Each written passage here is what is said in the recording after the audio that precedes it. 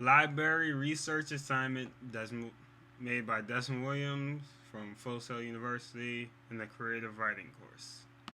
Probability and odds of an event. The definition on alex.com states that we can find the outcome of a probability. We can use a formula, divide the number of outcomes to the number of possible outcomes. On EBSCOhost, there is an article about the difference between how a normal hearing child communicates versus how a hearing impaired child does. If either party has differences in the amount of they communicate with others, you need to factor in other things like nature versus nurture. But even if there's other small little things that factor in, uh, and even if that counts, there still is other small things that factor in to the situation rather than just a simple nature versus nurture and all the other stuff. It is hard to factor in other possibilities into just one probability. The odds of something is usually based on one factor and not many. In math, we factor in different situations using equations. Most say that in math you have only one answer, but that is false. If there was only one answer, then there would be no wrong answers. In Alex, I tried a probability question, and truthfully, I failed. I had to put in the right frequency into the graph, but it didn't really work that way because it was kind of wrong. I didn't know where to put in the right numbers into the right frequency, which messed up how the graph would go. I couldn't really tell where the lines were, so the graph failed me. Yeah. Well, even the graph didn't fail me. I failed the graph, truthfully. That was the hardest part of it all. To put all the numbers in different groups isn't hard, but it is when you don't know if the group you are putting it in is wrong or not. I was wrong all of the time, and I hope to get it right. I got help today, but I haven't really done it yet. I'm doing when I, have time. In math and in life, you get different options when you are presented with choices. Each has its own consequence. You may not know what happens with that choice until days later.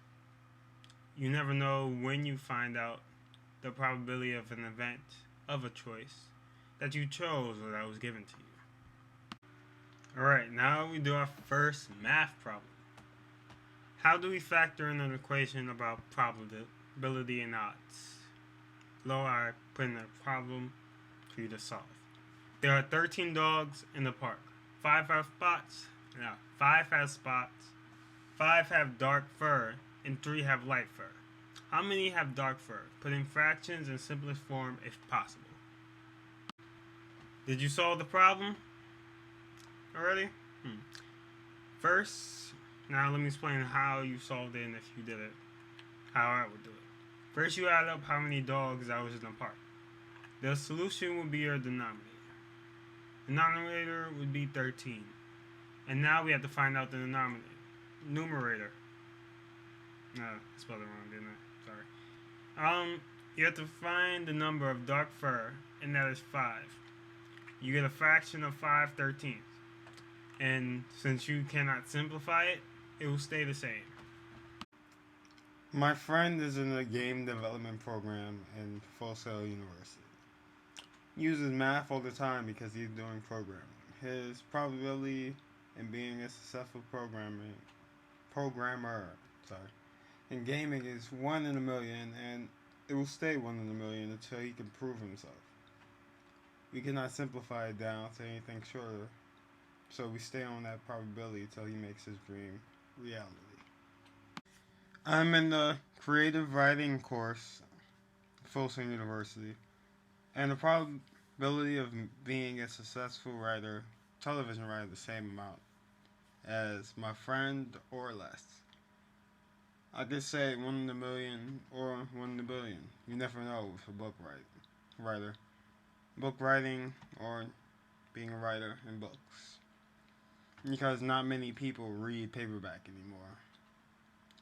Television shows can make it or break it depending on how many people watch it. Movies are great for writers, but I get paid much depending on how big the production is. Now let's factor in both of my friends' careers and my friend's career and my career and put them in a fraction. Since there's two of us, let's put 2 as a numerator. And let's put 10 because 10 goes in 100 and is usually, well, we want to be at 100%, so we're going to put 10. Now, the probability will change to 210, but we can simplify it. If it can change into 1/5, does that make our goal any closer? No, it doesn't, because we just stayed. If we just stayed and waited, it would lessen. We need to put in the work to get a job to see if we could make it into our fields. I found an article called "Why You Shouldn't Be a Writer" by Susanna Breslin. And in it, she talks about how you can be a writer, but do not have what it takes to write. Now, writing is a hard job that you do not know how to complete. That is not something you should go into if you are not truly in love with it. You'll find yourself hating it and die suffering every day with the stress of it all. Truthfully, I've written a few stories, and some have not ended, some have. The ones that have not ended, I'm still going to end it sooner or later, but I'm trying to go away to make sure the stress doesn't kill me. But, yeah. Running in circles, trying to find the way out without realizing you have been running in circles all times. The odds of me making it is low because I find myself writing stories that I love and never knowing when it will end. I hope to do it even if the odds are low. I found an article called 4 Reasons Not to Become a Game Developer by Jeremiah Goodrich. I hope I said his name right. Sorry if I didn't. Jurt? Probably. Now this article would not persuade. The article wouldn't persuade my friend at all because he had his dream for a very long time. I could read it, but I could tell it was something like the article about writers. I read it and I do not believe what was presented.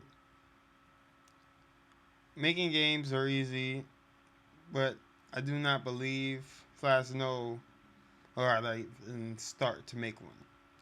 No, my friend is not a genius. He knows me, of course. But he had a hard time making a sample game. But at the same time, he had fun doing it. And when people played it, he liked that people liked to play it because it was simple. One thing I agree with is that you will not want to play any games because of it. Oh, sorry, I put the typo. It's the same how it is for me for writing. Like, I haven't really gotten through the book.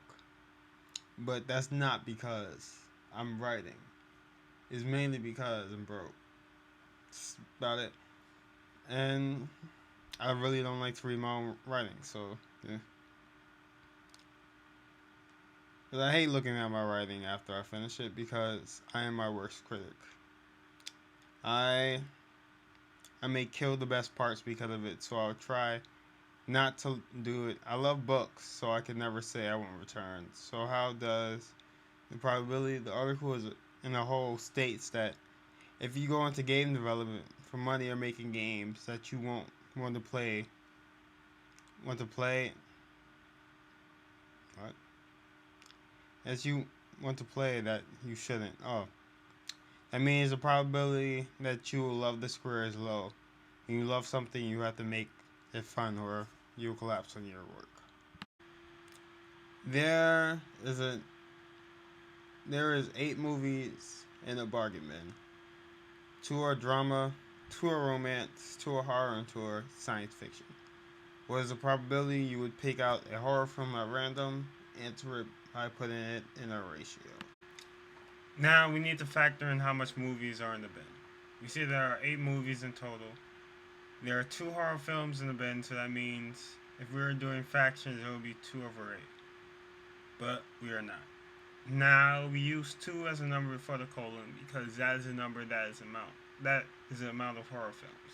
Now subtract 8 from 2 because we have after that we have a solution and we get 6. Our answer is 2 to 6. In an article found in EBSCOhost called Odds That Don't Multiply Up by Mike Fletcher, it talks about the odds in 2002 in soccer.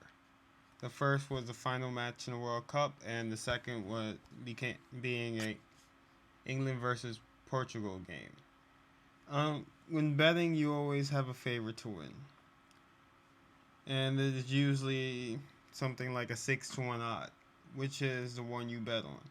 Now, people still bet on the underdog because there are always upsets in the world. With these odds, or any type of odds, the world is betting.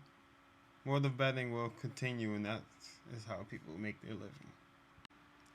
There is a boxing match going on in a local school. Devin, the team captain, is a 6-3 odd.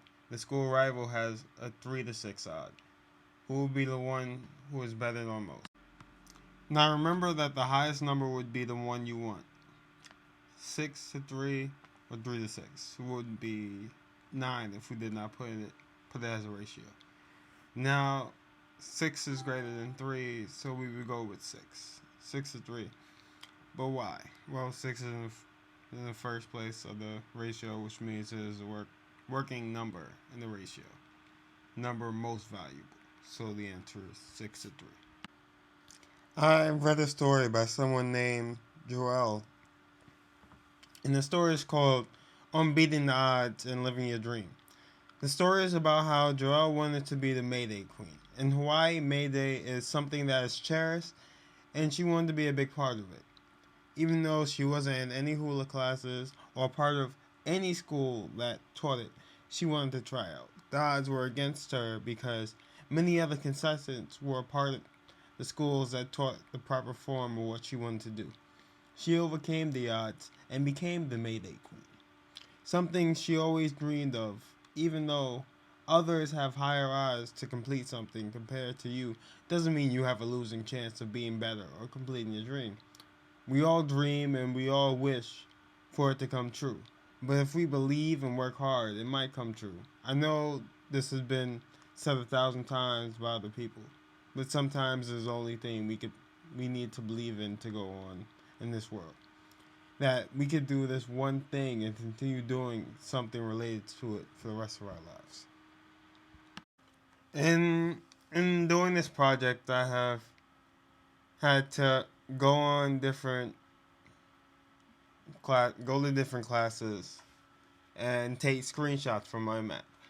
And it was informative because I learned more things about the math course, and I also learned more things about what I could do with math. Now, I found many things. At the end of this, you'll see where I got my references. But I think I had the most fun when I was talking to the teachers inside of the side of the classes, and that's what's fun to actually talk to the teacher.